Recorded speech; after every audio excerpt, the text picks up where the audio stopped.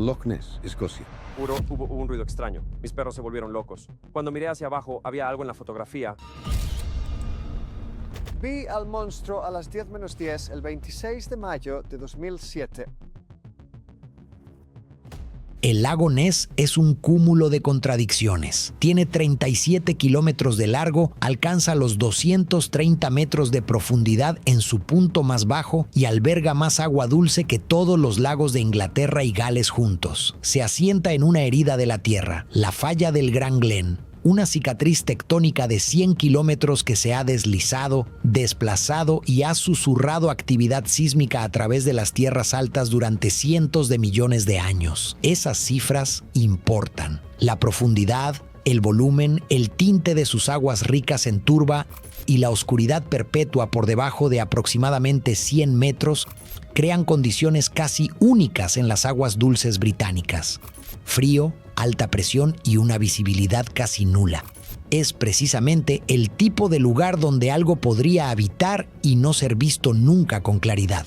Es también el lugar que ha custodiado el misterio sin resolver más famoso de la cultura occidental moderna. Los relatos sobre una bestia acuática en las cercanías del Ness se remontan a hace casi 1500 años. El registro escrito más antiguo aparece en la vida de San Columba de Adamnan, una hagiografía del siglo VII que narra cómo un misionero, hacia el año 565 después de Cristo, se enfrentó a una criatura en el río Ness. La historia funciona como una demostración de santidad, pero también establece un prolongado vínculo entre estas aguas y algo inusual. A esto se superponen tradiciones aún más antiguas de las tierras altas, los kelpies y otros espíritus del agua que moldearon la forma en que los habitantes locales interpretaban los sucesos inquietantes que presenciaban a orillas del lago. Durante generaciones, estas historias no fueron más que folclore. La naturaleza de la bestia cambió en 1933, no porque los relatos fueran nuevos, sino porque el propio lago Ness se volvió visible de una forma nueva.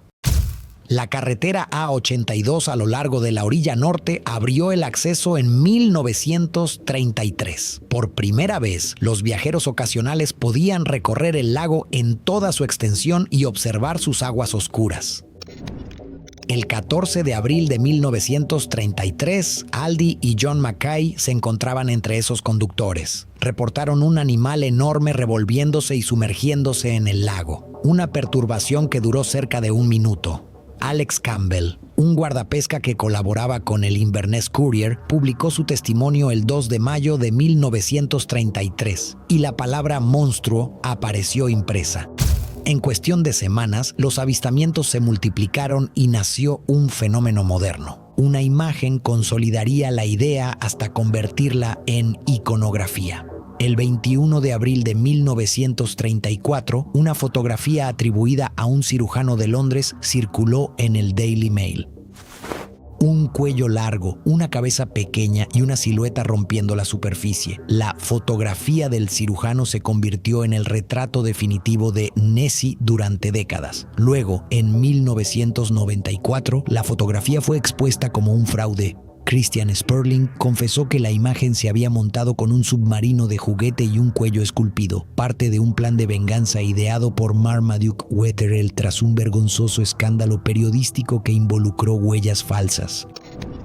La confesión debería haber cerrado el caso, no fue así. Para entonces, la leyenda ya había cobrado impulso propio, miles de avistamientos, contactos de sonar, filmaciones y décadas de personas que insistían en que habían visto algo real. A partir de la década de 1960, el lago atrajo investigaciones sistemáticas. Tim Dinsdale, un ingeniero aeronáutico, filmó una joroba moviéndose a través del agua el 23 de abril de 1960.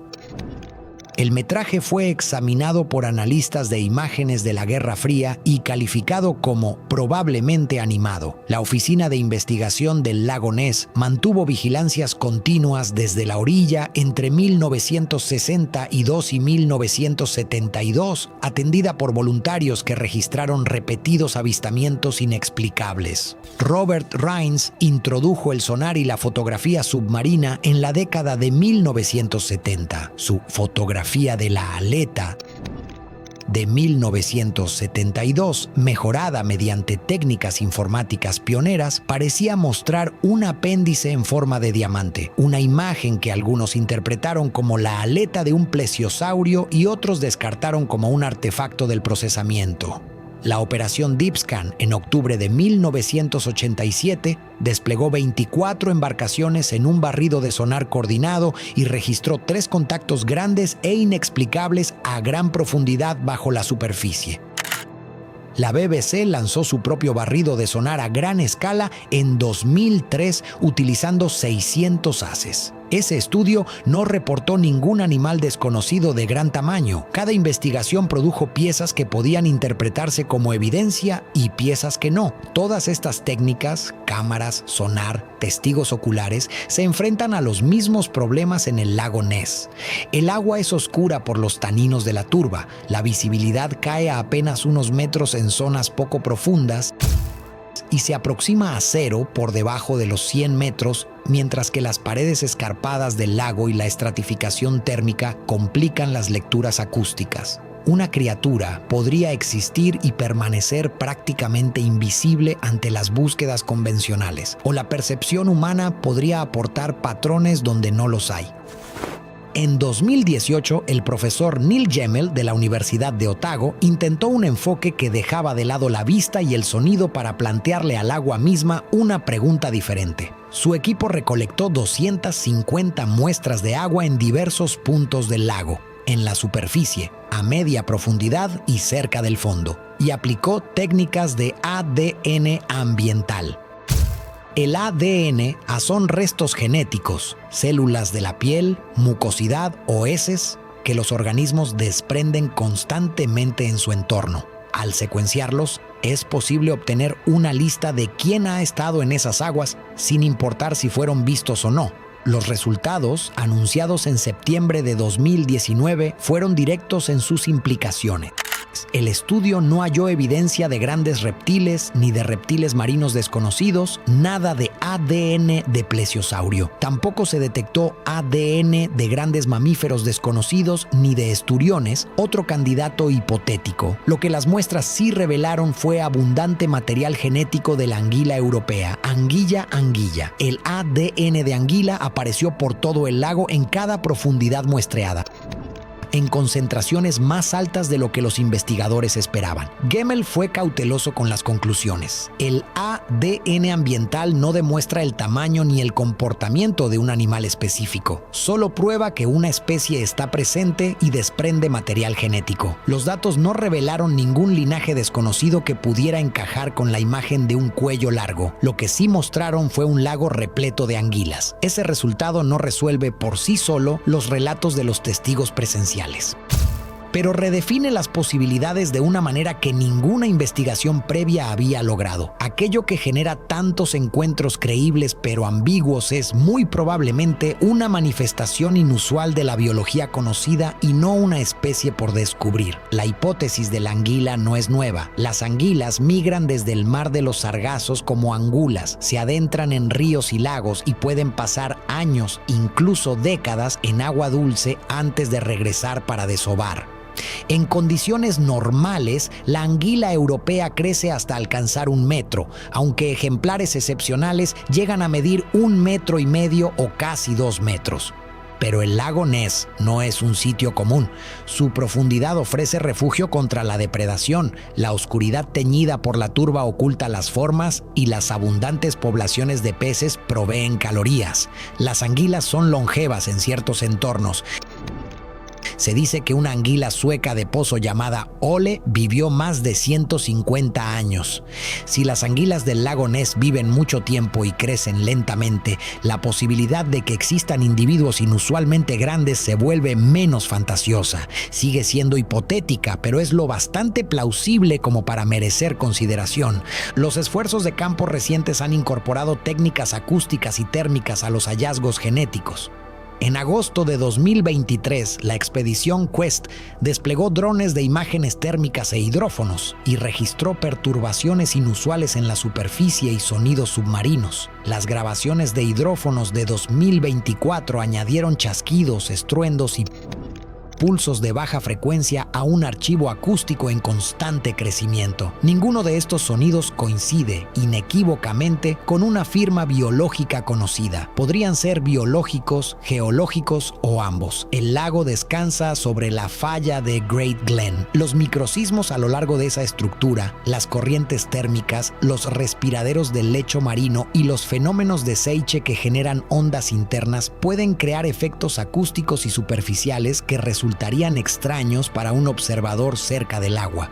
Steve Feltham ilustra la dimensión humana de esta historia. En 1991 vendió su casa, renunció a su empleo y se mudó a la orilla del lago para observar. Tras décadas de observación diaria, ha registrado perturbaciones que no puede explicar. No ha aportado pruebas definitivas, pero su persistencia da fe de una respuesta humana constante. Cuando se contempla una superficie incierta durante el tiempo suficiente, se ven cosas que exigen historias. Y las historias son parte del problema y de la respuesta. Los marcos culturales, la leyenda del kelpie, la fotografía del cirujano, las imágenes documentales de cuellos largos y jorobas moldean la forma en que los testigos interpretan estímulos ambiguos. Una estela junto a una sombra pueden interpretarse como un plesiosaurio para una cultura predispuesta a ver plesiosaurios. El asombro de la década de 1930, el hambre mediática por los monstruos y los engaños sumamente públicos consolidaron una imagen que filtra las experiencias posteriores. Pero filtrar no significa falsedad. Muchos testigos presenciaron perturbaciones reales. La pregunta es ¿qué las produjo? En conjunto, la evidencia converge hacia una explicación distinta. Ni un reptil prehistórico sobreviviente, ni una especie desconocida, ni un simple delirio colectivo. En su lugar, el lago parece albergar una población inusualmente abundante de una especie conocida. Anguilas, que opera dentro de un entorno físico complejo que genera perturbaciones y huellas acústicas fácilmente confundibles con algo más exótico. Las anguilas que emergen en las oscuras aguas del lago teñidas por la turba, amplificadas por ondas internas, seiches y ruidos geológicos, pueden producir exactamente las impresiones visuales y de sonar registradas durante casi un siglo. Esa conclusión no dejará satisfechos a todos. Gemmell y otros reconocen los límites. El ADN ambiental ofrece una imagen instantánea y puede omitir organismos poco comunes. Las lecturas acústicas siguen siendo ambiguas. Ninguna anguila gigante ha sido capturada ni medida. Lo que cambia es el centro de gravedad del debate.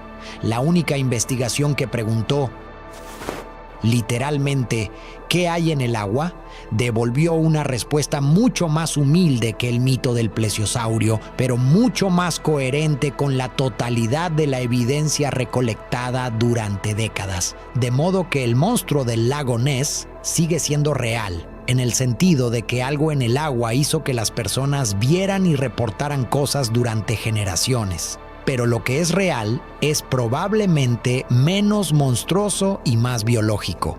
Anguilas abundantes y quizás excepcionalmente longevas, desplazándose a través de uno de los lagos más profundos y oscuros de Gran Bretaña y creando ocasionalmente efectos superficiales y acústicos que la mente humana y la cultura popular han interpretado como algo de otro mundo. El misterio ha sido replanteado en lugar de extinguido. El lago aún guarda secretos. Las anguilas, indiferentes a la leyenda humana, continúan nadando en la oscuridad.